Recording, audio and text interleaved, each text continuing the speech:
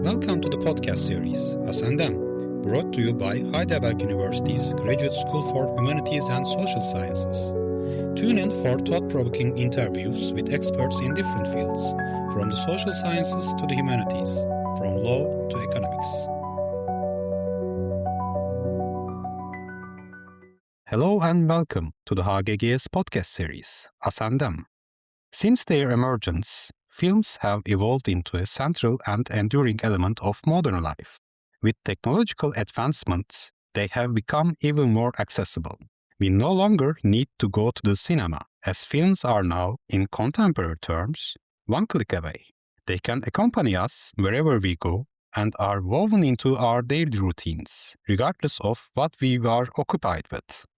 We consume films both to have a good time, to distract ourselves from the realities of everyday life, and to inform ourselves about historical and contemporary realities, as in the case of documentaries. However, to what extent do we consciously or critically reflect on the broader narratives about particular social groups that films convey to us?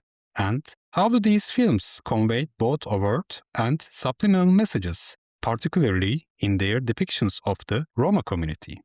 To guide us through this complex, sensitive, and highly significant topic, we are pleased to welcome a distinguished expert to our studio, Dr. Radmila Mladenova from the Heidelberg Research Centre on Anti-Gypsyism at Heidelberg University and one of the contributors to the HGGS lecture and discussion series, Us and Them. Welcome, Professor.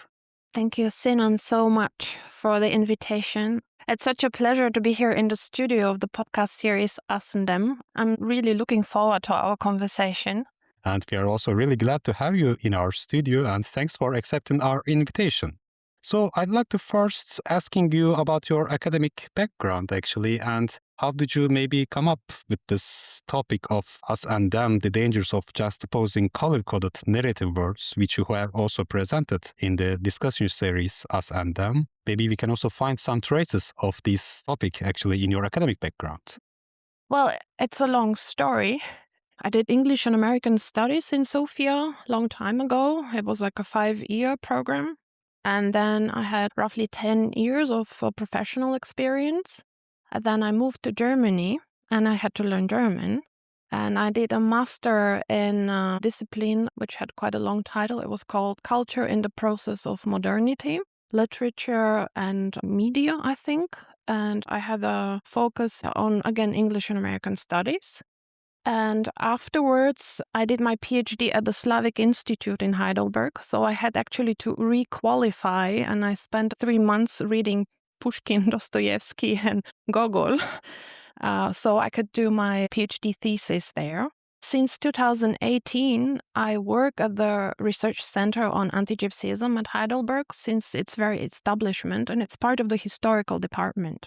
So I think that my background is really like a epitome of interdisciplinarity. Yes, and maybe it's good to add that since last year, we established together with a team of colleagues, of 5 colleagues, Critical Film and Image Hub. So yes, I'm very glad that our topic has come also to the podcast.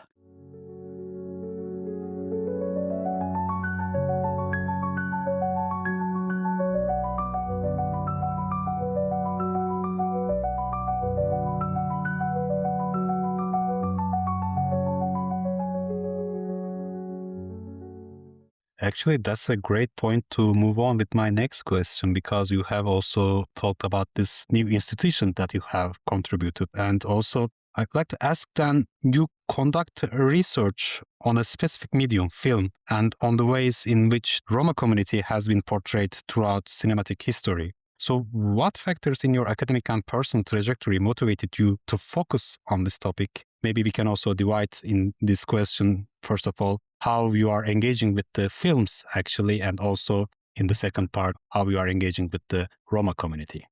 Okay. What motivated me to engage with this topic? Well, it has again very much to do with my professional experience before I moved to Germany.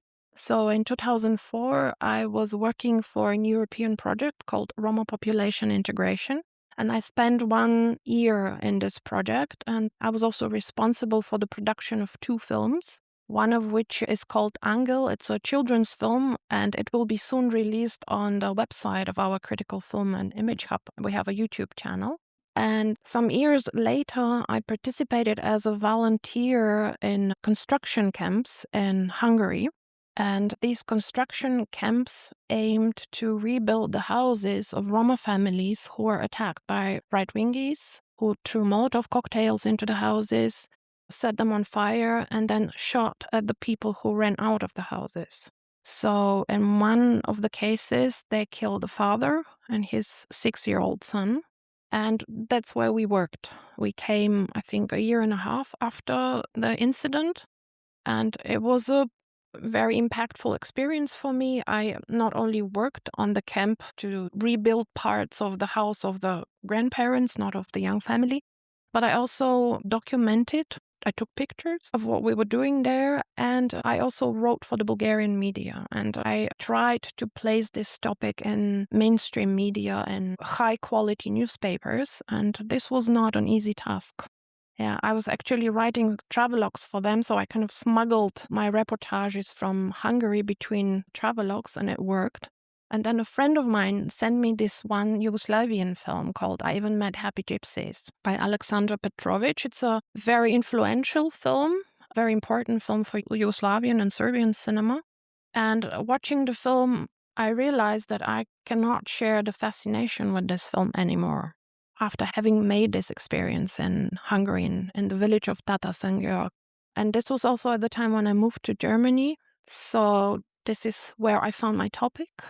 And moving to Germany, I started this MA program, and I spent 2 years searching for theoretical approaches for texts that can help me unpack, unravel, crack the fascination that surrounds this film, to understand why is this film so impactful, why it's considered a cinematic masterpiece, why does it receive so many awards, while at the same time it paints a very bleak picture about the minority. I think I covered more or less everything there. Yeah. Yeah, thank you so much for your elaboration on your motivation, actually. And we are going to also talk about this concept, racism, of course. But first, we have to clarify maybe one issue, because as I said, we are trying to figure out how the Roma community is depicted actually in these films. But when we are trying to talk about this topic, we are not actually meaning that is the depiction of the Roma community, right? Yes. That is actually a fantasy world which was actually imagined by the film producers or whoever contributed to these films and their imagination of the Roma community.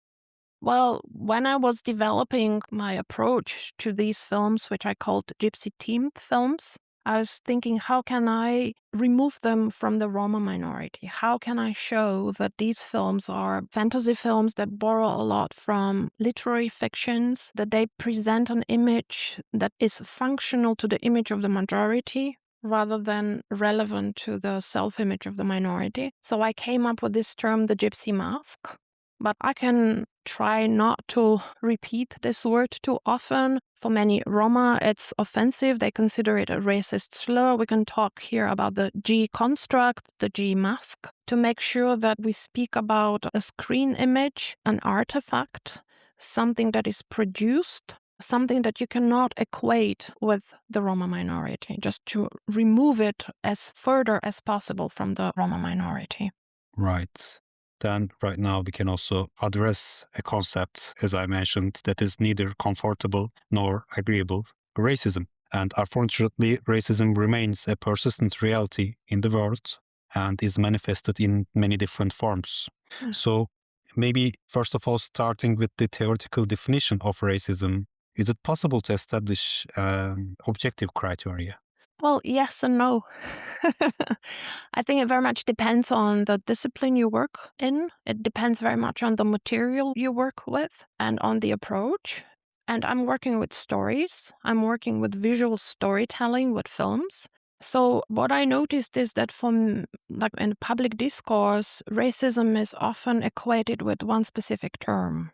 And there's this understanding that if you remove the term, it's as if you remove the racism. And what I want to show and what I discovered in my research is that racism operates in a complex way. And for instance, it operates on the level of narrative, on the level of story.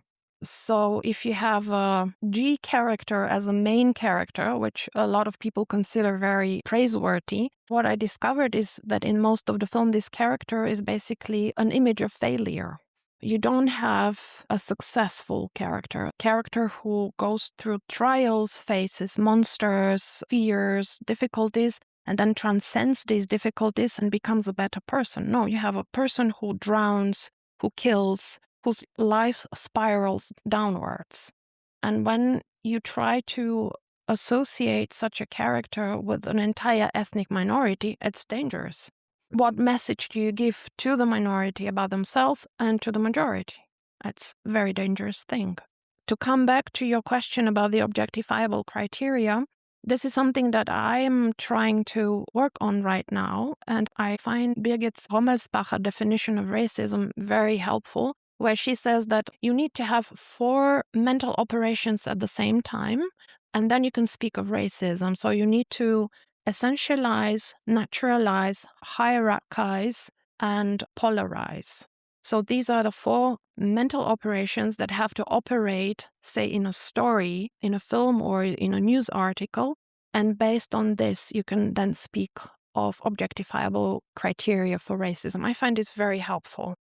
Yeah, thank you so much. And maybe one other concept that is immanent in this concept of racism is that there's a relationship which defines ourselves as us and the other as them. So racism can be understood as a social relationship, a class relationship, or a norm or anti-norm relationship, actually. So how does this sociological background in the context of the dynamics of us versus them, that makes us us and that makes them them, appear in your research on the representations of the Roma community?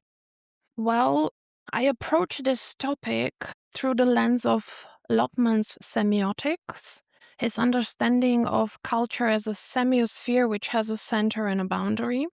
And then I try to make this approach a bit easier and more visual by coming up with 2 terms. And one is the white mask, and this stands for the social norm. And the other term is the gypsy mask, which stands for the boundary or for the anti-norm.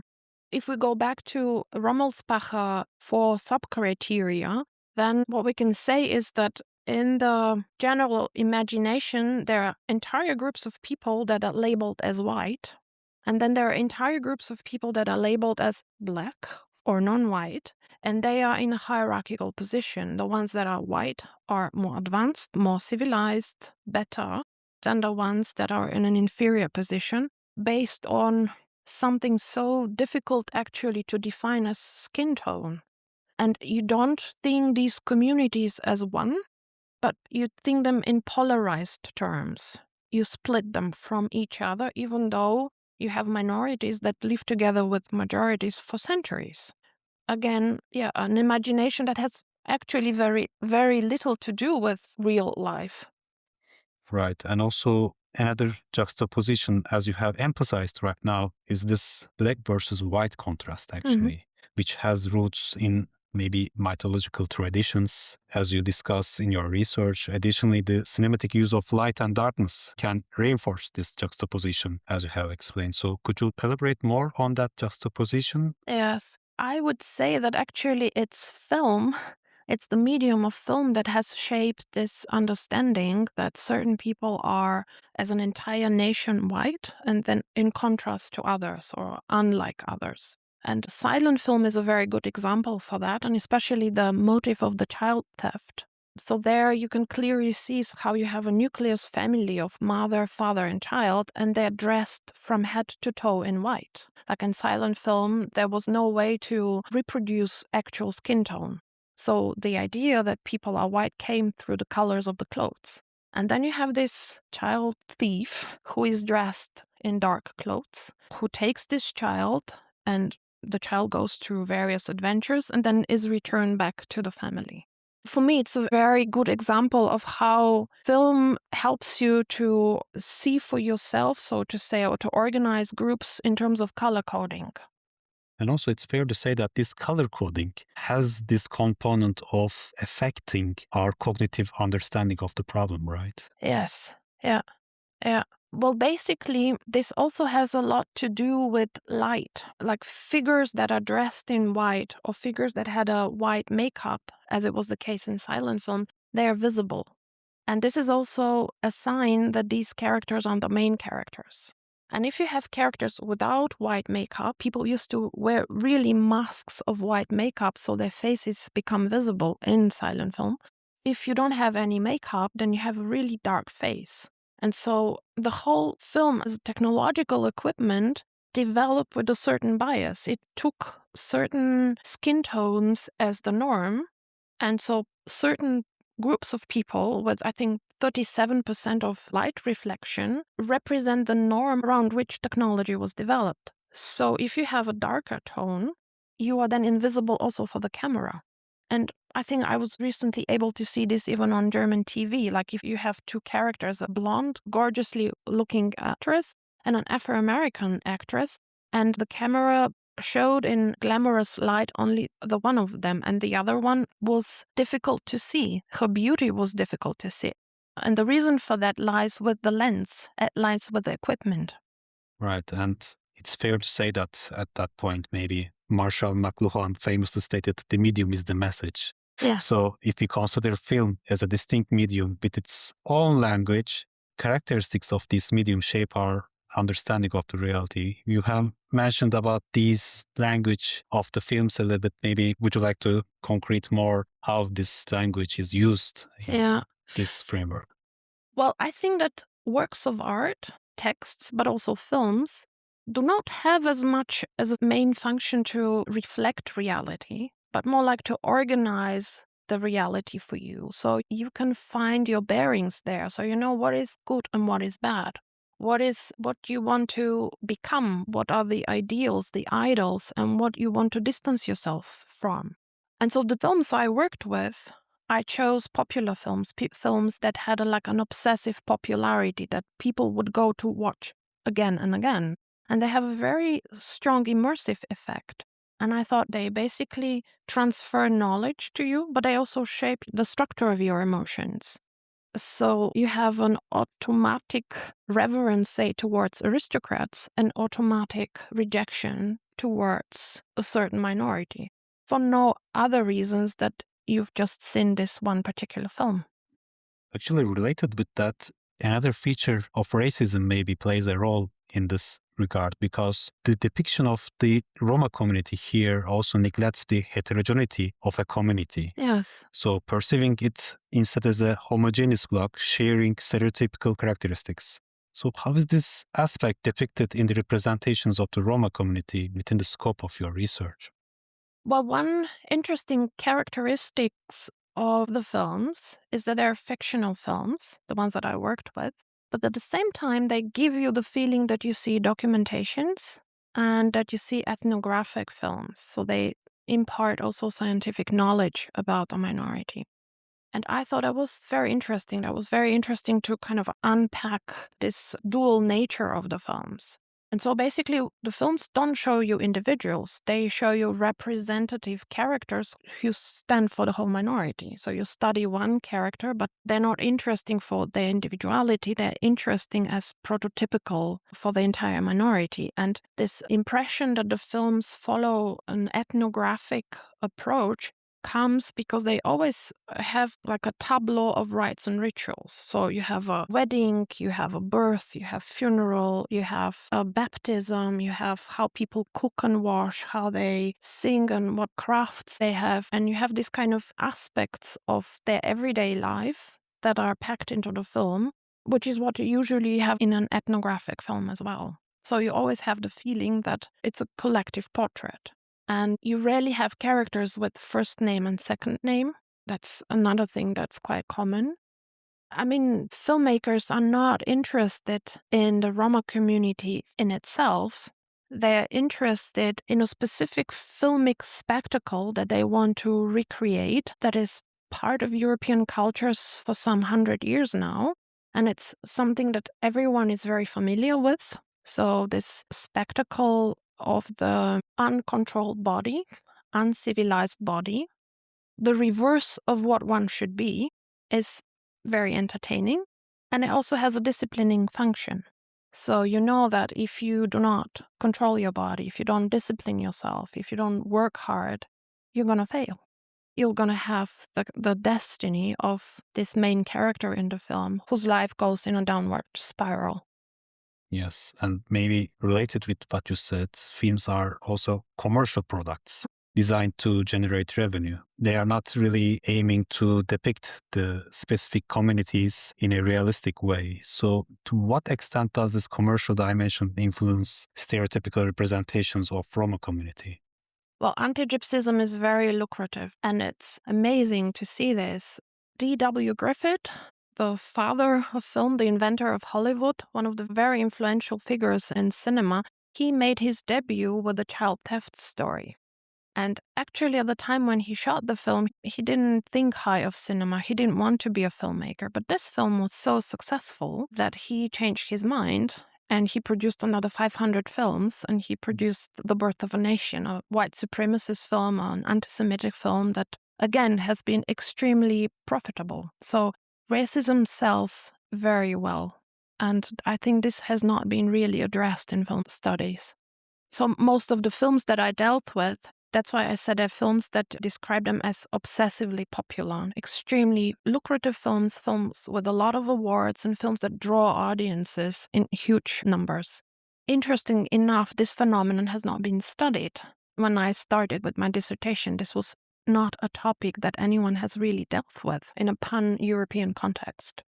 There are many takeaways actually in what you have highlighted, because consumers also playing a great role in this process of generating revenue for the film, so that maybe consumers should also be aware of the depiction of the special communities there, Yes. and then maybe protest or do not consume these kind of products anymore. Well, we spoke about the 4 mental operations in the definition of racism, and we said that racism polarizes and stratifies, creates hierarchies. And basically what racism sells is superiority. That's why it sells so well.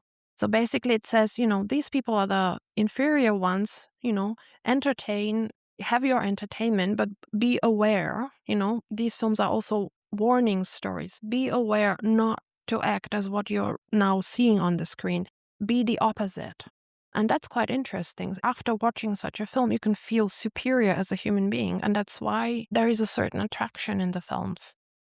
I think it's also fair to say that this superiority, or giving this feeling of superiority, can be considered as a meta-narrative pattern, maybe, in this framework. Or would you? Yes. Mhm. Yes. Yeah. So my question would be, what kinds of meta-narrative patterns, or more specifically maybe storytelling models, can be observed in portrayals of the Roma community within the framework of your research? Well, at the level of meta-narrative, I actually realized that there is no difference between fiction films and documentary films. And there, the model of the hero's journey is very useful, where we have the upper world of light, the ordinary world of the hero, and the lower world of darkness, or the world of adventure for the hero. So basically, what all these anti-Gypsy texts, stories, and films do is they locate the minority within this lower world of adventure and also of darkness. And that's how you also position the minority in an inferior position, but you also make this space as a space of adventure for the main white hero. Yeah, and this happens in both documentary and fiction films. You have a lot of documentary films, actually films that I'm dealing right now with, where the minority is presented as an underworld of criminality, of poverty, and you also have unbridled sexuality there as well. And also the concept hierarchy and hierarchical relationships, I think they are really related with this concept that we have talked about, these meta-narratives that are dominant in this genre. And how can we relate cinematic methodologies and specifically use of light and darkness, as you have explained, to the hierarchical meta-narratives present in these films? Very easily, through light in the upper world of ordinary life and light, and darkness in the lower world of adventure and monsters and fears. And I think that, it's very basic, it's very banal, but actually humans are like animals, like plants. Light is life-giving. So you always look where is light, and then light is overwritten with all the positive values that bring you life, like love, honesty, enlightenment, and darkness is overwritten with negative qualities, like fear or treachery. And then the problem is that these good and bad qualities are also related to skin color. So this is the third level. So you have the first level is like a very basic level of light and lack of light. Then you have a second level, which is moral binaries, like good and bad. And then you have the third level, which is basically unrelated to the first two, but which through film aesthetics we have. It's then skin color and this idea that certain groups are labeled as white, unlike other groups who are labeled as non-white or black. And as I said, in silent film, this happens on the level of clothes. So it's an imaginary construct. Actually, within this framework of silent films, because you have observed that certain metanarratives dominate in specific eras and recede in others. For instance, stereotypical depictions of Roma community were prominent during the silent film era, but later they diminished. So what factors contribute to the emergence and disappearance of these stereotypes in films, actually, maybe in the context of Roma community across different historical periods? Well, what is quite interesting, quite specific about the silent film era is the popularity of the child theft story. So in the silent film era, you have many such films produced in USA, in France, in UK, in Italy, and they were extremely popular. So one of the films, Rescued by Rover, had to be reshot 4 times because the copies couldn't be reproduced anymore. They were overused. So the filmmaker reshot the film, and you could see how his daughter was a little bit older in the next version. So this motive was extremely popular in the silent film era. And then the moment sound comes, the motive almost disappears. It's there, but it's more like treated in a burlesque way or placed in the background, but not as a realist story. And this shows that we're speaking about literary fictions, about racist imaginations, and not about real facts. Because it's difficult to imagine that a child that has been stolen, for what reasons, from an aristocratic family, that has been raised amongst a minority that lives in dire poverty, then this child can come back to its family, marry there, and be successfully socialized. You cannot really tell such a story in realist terms. Through these changes, or through the fact that the motive disappears in a sound film, you can see that it's a constructed story. You can see that it is a literary fiction rather than something that has any proximity to what really happens in life. Right. As you were also presenting this topic, it was really interesting to see that when you raised this question of why do these motives actually diminished or disappeared after the silent film era, nobody could answer this question in a correct way. So I would also like to raise this question to you then. Why these stereotypes diminished actually after the silent film era exactly? Well, I like to keep questions open. So I have my answer, but I am open to other answers as well. But as I said, the story of the child theft, basically it comes from a novella written by Cervantes. And he created this story to indirectly criticize aristocrats in his time. He could not criticize them directly, and he created this text as an indirect critique. And he used a pattern that was familiar already at the time. So an aristocratic girl is stolen by gypsies and grows up amongst them. And then at some point is recognized by another aristocrat. He falls in love with her, and it's love that helps him realize her true identity, her aristocratic identity. And then she marries this person and rejoins her aristocratic family. And basically what the story also indirectly tells us is that she's able to keep her virginity, which is very important for a feudal society. Well, property is linked to marriage lines. And so in the lower world of gypsies where she grows up, it is said that they don't marry and that they enter into relationships without marriage. But she's able to still keep her virginity. And this is a proof that her nature as a human being is different, that she has chastity, she has inner qualities that are like part of her DNA, so to say. And this is the logic of the story. And this pattern was then taken by silent film, and it was reworked in a much more superficial way. There are still stories about aristocrats and gypsies, but basically you have much more superficial treatment of the story. But still, it is hardly possible to imagine, as I said, as a child that has aristocratic parents then grows among the poorest of the poor, and then this child can resume its place in the original family, because it has very much to do with property. It's the heir. So suddenly someone comes and claims to be the heir of, the property you have. And I can't imagine that it's easy to incorporate such a child back into the family and marry as an aristocrat. And it's just a fictional fantasy, which was at the time a way to show that aristocrats are superior to other people. That's the moral of the story. That's the purpose of the story. I see. Maybe turning our face to the more contemporary efforts to combat racism. Yeah, there are a lot of efforts to combat racism, but it unfortunately remains as a persistent challenge. And I think it's fair to say that films are not doing its best right now in the actual situation. So do you still observe stereotypical depictions of the Roma community in contemporary cinema? Yeah, unfortunately, I do. As I told you, there are a lot of documentaries that still make huge profit by telling stories where the minority is placed in this underworld of poverty, criminality, and deviance. So I can give you examples like A Casa, My Home. It's a film that was funded by German institutions, including by Creative Europe, and it received like 20 nominations and 24 awards, so it traveled the whole globe and was praised everywhere. Another film that has been recently released, a Spanish film, it's called Sleepless City. It's a fictional film, actually, but it gives you the impression of a documentation. Again, it's an underworld of drug addicts, of people who do not have running water in their houses and are surprised when they see such things. The film is expected to receive a Goya Award, and I'm sure it's going to be shown all over the place. It makes me sad. It's also a film where this underworld of poverty and criminality is highly aestheticized. So it looks very poetic. Have a lot of experiment with light, with color, with unusual angles. It shows you a ghetto in the vicinity of Madrid, and it shows you this ghetto from the perspective of a child.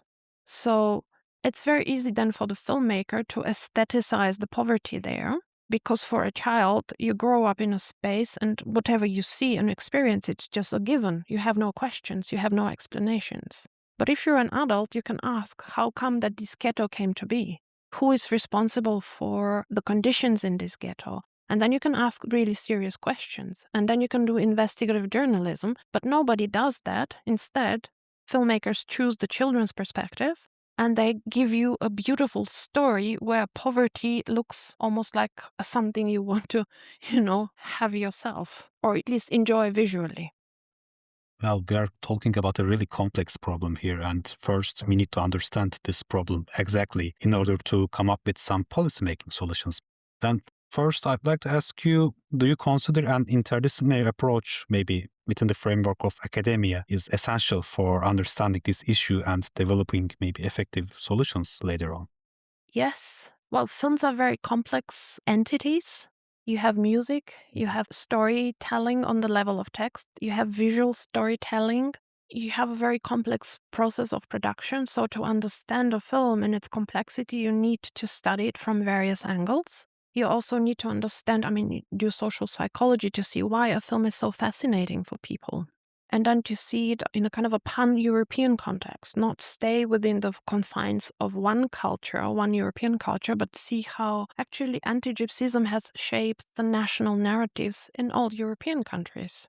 And I think that's quite interesting too, to consider.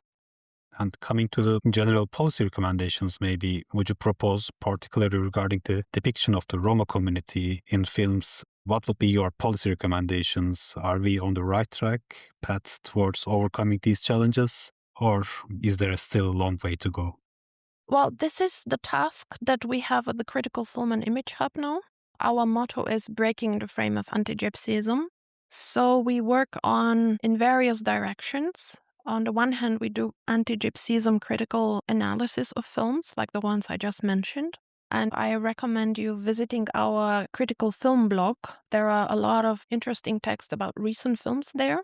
So we do research, we do lobby, we work with Roma filmmakers, and I'm very glad that we are knowledge partners of the Romani Filmmakers Network. They are having their launch in Berlin now on the 16th of February. And I'm very proud and honored that I will be part of this event. I'll give one of the talks there. And one of their initiatives, or actually it's a joint initiative between the Romani Filmmakers Network and the Critical Film and Image Hub, is an ethical framework that we want to develop and distribute to film festivals, to film producers, and to create greater awareness of the problems that anti-Gypsyism creates for the minority, especially in the context of film production, and to highlight the need to have better access for Romani filmmakers to funding, to education, and to have also general education about anti-Gypsyism in film. It's still a new topic. Well, for our listeners, we will also put the link of this blog, actually, the Dr. Mladenova has mentioned in the description part, so you can also access this blog and also share your thoughts there. That would be wonderful. Thank you. Yeah, sure. And one last question, actually, in our formal part, I'd like to ask you, what were the reactions in terms of the consumer side when you also shared your insights with them, actually, like normal film watchers, normal film audience? And did they realize that something is going on with these films in terms of they need some more knowledge in understanding the subtle messages in these films? Well, I have made various experiences. What I'm very glad about is that my book is widely read. It was published 2022. It's called The White Mask and the Gypsy Mask and Film. And since then, I think it has more than 35,000 downloads worldwide. And I'm very proud and quietly happy for the book, because usually when you publish 450 pages, you don't think people will read it. I'm very glad that there is such an interest for the book. And hopefully it also shows that people understand that there is a need for this type of critical approach to films. I think that when people get a little bit more into the topic, they start to understand, but it takes a while until they come to the topic. I think that's the difficult moment, to kind of attract them to the topic, to make the topic interesting for them. And it's something that I've tried to do all the time, to show how relevant the topic is, not only for the minority, but also for the majority. Because I think that racism is harmful for both. And this is something that I'm also trying to show, that limits your options, not only as a minority, but also as a majority, as a member of the majority. That is a wonderful takeaway that you mentioned about this. Racism is harmful for both majority and minority. Secondly, I'm really happy to hear that actually your work also had a really great audience, and we will also like to contribute to the publicity of these books as well.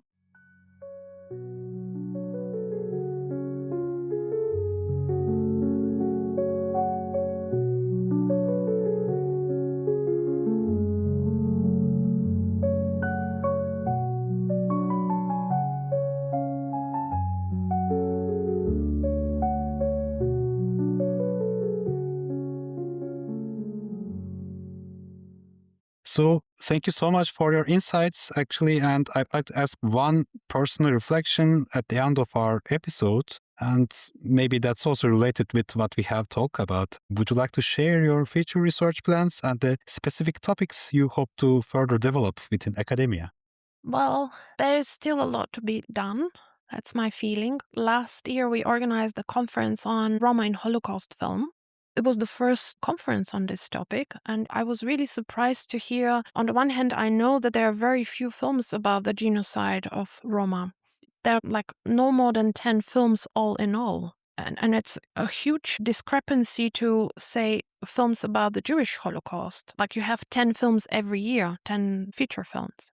And then what became clear through the talks at the conference is that some of the films that were made about the genocide of Roma were also censored. So not only that there are few films, but the few ones that were made were censored. And there is also one very interesting mechanism that I cannot explain now, that basically makes artists and filmmakers consider the topic of the genocide as irrelevant for the Roma. This is something we discussed during the conference, and I thought that was also quite an important topic to explore and to try to explain why such a monstrous atrocity should be considered as irrelevant. How come? So this is the one topic I am going to continue working on, and there is one more topic. It's around Romani childhood. Children, childhood representations in film and children's literature in contrast to socio-historic realities. So I like very much to have such a bifocal perspectives between literary fictions or filmic fictions and what actually happens to people. And we are planning a digital workshop for October this year. And I'm very glad that I can actually announce this here for the first time. That's wonderful news, actually. And we can also share the link of this workshop if it will be ready until the publication of this podcast, of course, in our description. And thank you so much for being with us today and accepting our invitation. I have learned a lot, and I hope that our listeners have learned a lot from their insights, actually. Thank you, Sinan. Thank you so much. So we are closing our episode. And if you liked our episode, please don't forget to check our previous episode. And Dr. Mladenova and I are saying goodbye to you. Goodbye. Goodbye.